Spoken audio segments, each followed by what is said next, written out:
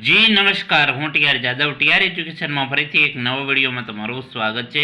મિત્રો, જીએસઆરટીસી દ્વારા હેલ્પરની જે ભરતી આવી છે, આ હેલ્પરની ભરતીની તૈયારી માટે અમારી ચેનલમાં ફ્રી વિડીયો લેક્ચર સિરીઝ શરૂ કરવામાં આવે છે, જેમાં ટેકનિકલ અને નોન ટેકનિકલ બંને પ્રકારના વિડીયો અપલોડ કરવામાં આવે છે, જે ડેલી બેઝ પર. તો મિત્રો, અમારી ચેનલને સબસ્ક્રાઈબ કરી અને પ્લેલિસ્ટમાં જઈને તમે તમામ વિડીયો જોઈ શકો છો, જેમાં આવનારી એક્ઝામમાં તમને ખૂબ જ ઉપયોગી સાબિત થશે. જેમાં 85+ વિડીયો છે અને 2000+ MCQ છે. તો મિત્રો, આ વિડીયોમાં આપણે વાત કરીશું જીએસઆરટીસી માટે ખૂબ જ ઉપયોગી MCQ hand tools IMP MCQ ભાગ 3.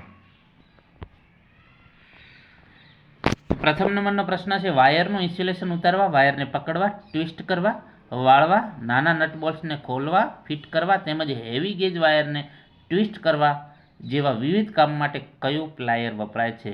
Round nose plier, combination plier, flat nose plier, long nose plier.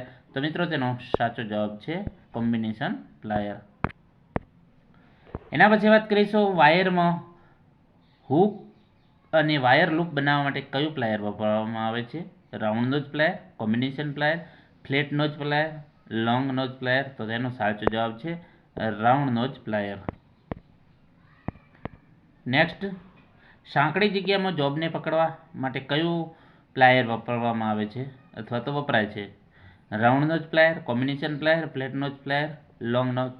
તો તેનો સાચો જવાબ છે લોંગ નોઝ પ્લાયર. નેક્સ્ટ, મેટલની પાતળી સ્ટ્રીપ એટલે કે શીટને ફોલ્ડિંગ કરવા કયું પ્લાયર વપરાય છે? Round nose plier, combination plier, flat nose plier, long nose plier. તો તેનો સાચો જવાબ છે ફ્લેટ નોઝ પ્લાયર. નેક્સ્ટ, ટર્મિનલની નજીક રહેલા નાના વાયર કે કેબલને કાપવા માટે કયું પ્લાયર વપરાય છે? Round nose plier, combination plier, flat nose plier, diagonal cutting plier. તો તેનો સાચો જવાબ છે diagonal cutting plier. Next, standard wire gauge ખાલી જગ્યા માપવા માટે વપરાય છે. વાયરનો ગેજ અને તેના આડછેદનું ક્ષેત્રફળ, વાયરનો ગેજ અને તેનો વ્યાસ, વાયરનો વ્યાસ અને તેના આડછેદનું ક્ષેત્રફળ, વાયરની ત્રિજ્યા અને તેના આડછેદનું ક્ષેત્રફળ. તો તેનો સાચો જવાબ છે સ્ટાન્ડર્ડ વાયર ગેજ વાયરનો ગેજ અને તેનો વ્યાસ માપવા માટે વપરાય છે. નેક્સ્ટ, આરસીસીની છતમાં કાણા પાડવા માટે નીચેનામાંથી કયું ટૂલ વપરાવવામાં આવે છે અથવા તો વપરાય છે? તો છીણી, હેન્ડ ડ્રીલ, રાઉલ પંચ, હેન્ડ બ્રશ. તો તેનો સાચો જવાબ છે રાઉલ પંચ. લાકડા કે પ્લાસ્ટિકમાં સ્ક્રૂ બેસાડતા પહેલા નાનું કાણું એટલે કે ગાઈડ હોલ પાડવા માટે શેનો ઉપયોગ થાય છે? પોકર, છીણી, રાઉલ પંચ, સ્નીપ. તો તેનો સાચો જવાબ છે પોકર. નેક્સ્ટ, નીચેનામાંથી કયું ટૂલ ડ્રીલનો પ્રકાર નથી?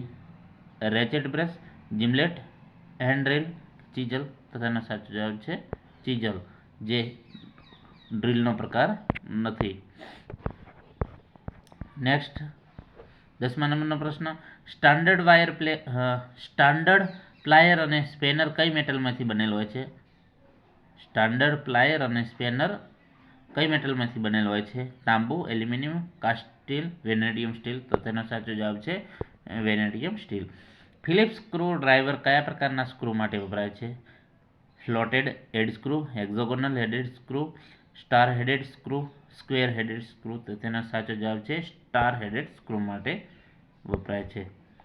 હેમરની સાઇઝ ખાલી જગ્યા પ્રમાણે હોય છે. કઈ રીતે નક્કી થાય છે હેમરની સાઇઝ? તો મેટલના હેડના વજન, મેટલ હેડની લંબાઈ, હાથાની લંબાઈ, મેટલ હેડ પ્લસ હાથાની લંબાઈ. તો હેમરની એટલે કે હથોડીની સાઇઝ મેટલ હેડના વજન પ્રમાણે હોય છે. ઇલેક્ટ્રિક સોલ્ડરિંગ આયર્નની સાઇઝ કયા એકમમાં હોય છે? લંબાઈ, વોટ, વજન, ટેમ્પરેચર. તો ઇલેક્ટ્રિક સોલ્ડરિંગ આયર્નની સાઇઝ જે વોટ એકમમાં હોય છે. નેક્સ્ટ, સાધારણ વપરાશની હેક્સોની લંબાઈ કેટલી હોય છે?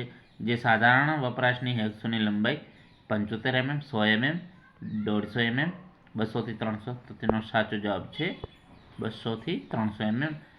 મોસ્ટ આઈએમપી પ્રશ્ન છે મિત્રો. આઈએમપી પ્રશ્ન વારે પૂછાયેલો છે.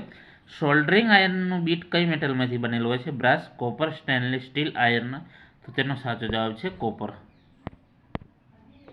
નેક્સ્ટ, વાયર કેબલનું ઇન્સ્યુલેશન ઉતારતી વખતે વાયર પર નાઇફનો એંગલ કેટલો રાખવો જોઈએ? વાયર કેબલનું ઇન્સ્યુલેશન ઉતારતી વખતે વાયર પર નાઇફનો એંગલ 20 ઓછો, 20 થી 45, 60. તો વાયર કેબલનો ઇન્સ્યુલેશન ઉતારતી વખતે વાયર પર નાઇફ એંગલ 20 થી ઓછો હોવો જોઈએ.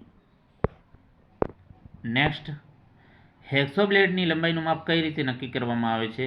હેક્સો બ્લેડની લંબાઈનું માપ એક છેડાથી બીજા છેડા સુધી અંતર, બંને પિનહોલના કેન્દ્ર વચ્ચેનું અંતર, બંને પિનહોલના બાહ્ય છેડા વચ્ચેનું અંતર, બંને પિનહોલના અંદરના છેડા. તો હેક્સો બ્લેડની લંબાઈનું માપ બંને પિનહોલના કેન્દ્ર વચ્ચેનું અંતર એના પરથી નક્કી કરવામાં આવે છે. આઈએમપી પ્રશ્ન છે મિત્રો. ડ્રીલ બીટ કઈ ધાતુમાંથી બનાવવામાં આવે છે? Mild steel, vanadium steel, high speed steel, cast steel. તો ડ્રીલ બીટ છે હાઈ સ્પીડથી બનાવવામાં આવે છે. નેક્સ્ટ, દિવાલ, આરસીસી અને અન્ય મશીનરી કામ માટે કેવા પ્રકારનું ડ્રીલ બીટ વાપરવામાં આવે છે? HSS bit, SCS bit, RCC bit, copper bit. તો દિવાલ, આરસીસી અને અન્ય મશીનરી કામ માટે આરસીસી બીટ વાપરવામાં આવે છે. વાયરિંગમાં ગ્રાઇન્ડર મશીનનો ઉપયોગ ખાલી જગ્યા માટે થાય છે. તો વાયર કાપવા માટે, કોન્ડ્યુટ પાઇપ કાપવા માટે, દિવાલોમાં આરપાર કાણા પાડવા કે જરી પાડવા. તો તેનો સાચો જવાબ છે જરી પાડવા. ઇમ્પેક્ટ ડ્રીલ એટલે કે હેમર ડ્રીલનો હેમરિંગ અસર કયા એકમમાં હોય છે? RPM, RPS, BPM. એક પણ નહીં. તો ઇમ્પેક્ટ ડ્રીલનો હેમરિંગ અસર કયા એકમમાં? તો બીપીએમ. નેક્સ્ટ, ઇલેક્ટ્રિક ટેસ્ટમાં વપરાતા લેમ્પનો કયો ગેસ ભરવામાં આવે છે? ઇલેક્ટ્રિક ટેસ્ટમાં વપરાતા લેમ્પમાં નિયોન ગેસ ભરવામાં આવે છે. સાધારણ વાયર સ્ટીપરની સાઇઝ ખાલી જગ્યા mm હોય છે. 50 mm, 75 mm, 100 mm, 150 mm. તો તેનો સાચો જવાબ છે 150 mm. નેક્સ્ટ, નીચે દર્શાવેલ પ્લાયરનો પ્રકાર જણાવો. કયા પ્રકારનો છે? તો combination plier, side cutting plier, flat nose plier, long nose plier. તો તેનો સાચો જવાબ છે સાઇડ કટિંગ પ્લાયર.